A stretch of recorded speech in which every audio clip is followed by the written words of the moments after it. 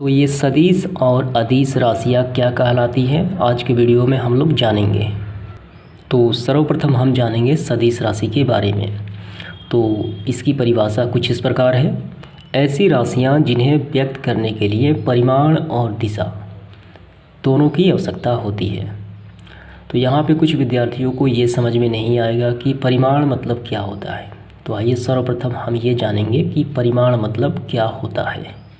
तो यहाँ पे कई विद्यार्थियों को कन्फ्यूजन हो जाता है कि परिमाण और परिणाम दो एक चीज़ें, लेकिन यहाँ पे दोनों अलग अलग चीज़ें होती हैं। ठीक, परिमाण का मतलब होता है किसी संख्यात्मक इकाई, और परिणाम का मतलब जैसा कि आप जानते हैं किसी चीज़ का फल यानी रिजल्ट। आप एग्ज़ाम की तैयारी करते हैं, ठीक, अपनी क्लास की तैयारी करते हैं परीक्षा की, और उसका परिणाम आता है परीक्षा के बाद, यानी रिजल्ट होता है। किसी भी परीक्षा का रिजल्ट उसे कहा जाता है परिणाम, जैसा कि आप जानते हैं। और परिमाण क्या होता है? ये संख्यात्मक मान होता है किसी भी वस्तु का।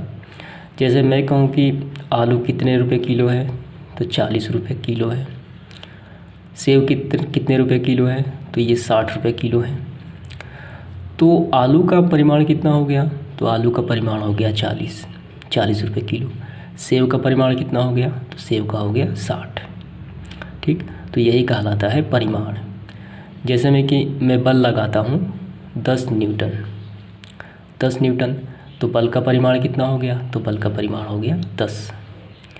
सीधे सीधे आपको यही समझना है कि किसी भी राशि का संख्यात्मक मान वो कहलाता है परिमाण। तो आप समझ गए होंगे। तो आइए इसको फिर से समझते हैं। ऐसी राशियाँ जिन्हें व्यक्त करने के लिए परिमाण और दिशा दोनों की आवश्यकता होती है, उसे क्या कहते हैं? सदिश राशि कहा जाता है। जैसे में कि बल क्या है? बल सदिश राशि है। जैसे में कि मैं यहाँ पे लगाता हूँ 10 न्यूटन का बल, तो मैं बल लगाऊंगा तो किसी दिशा में ही लगाऊंगा, यानी इस दिशा में। ठीक, वस्तु के गति के विपरीत दिशा में, यानी पूरब की ओर दिशा में मैं 10 न्यूटन का बल लगाता हूँ। तो 10 क्या है? तो 10 तो बल का परिमाण हो गया। और ये क्या है? ये तो डायरेक्शन हो गया, यानी दिशा हो गया। तो बल जो है वो सदिश राशि है, क्योंकि इसका परिमाण भी होता है और इसका दिशा भी होता है। ठीक, बल किसी दिशा में ही लगाया जाता है, या तो आप गति के दिशा में लगाइए या गति के विपरीत दिशा में लगाइए, वो घर्षण कहलाता है। तो ये सदिश राशि हो जाता है। तो ये आपको समझ में आ गया होगा। इसके बाद देखेंगे अदिश राशि। अदिश राशियाँ किसे कहा जाता है? ऐसी राशियाँ जिन्हें व्यक्त करने के लिए, जैसे कि यहाँ पे नाम से ही स्पष्ट है अदिश, इसमें दिशा नहीं होती।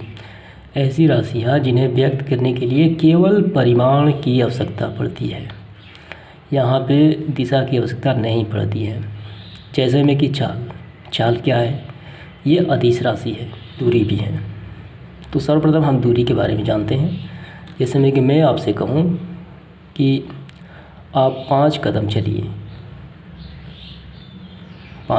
चलिए, तो आप 5 कदम तो किसी भी दिशा में दूरी तय कर सकते हैं। आपको दिशा की क्या आवश्यकता पड़ेगी? आपको दिशा की आवश्यकता तो नहीं पड़ेगी। इस दिशा में भी 5 कदम चल सकते हैं, इस दिशा में भी 5 कदम चल सकते हैं, कहीं पर भी आप 5 कदम आसानी से चल सकते हैं। तो 5 क्या हो गया? 5 तो परिमाण हो गया, जैसा कि अभी हमने जाना।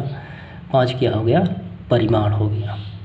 तो दूरी जो होती है ये अदिश राशि है, केवल इसे बताने में परिमाण की आवश्यकता पड़ती है, दिशा की आवश्यकता नहीं पड़ती। चाल भी हो जाएगा। जैसे में कि कोई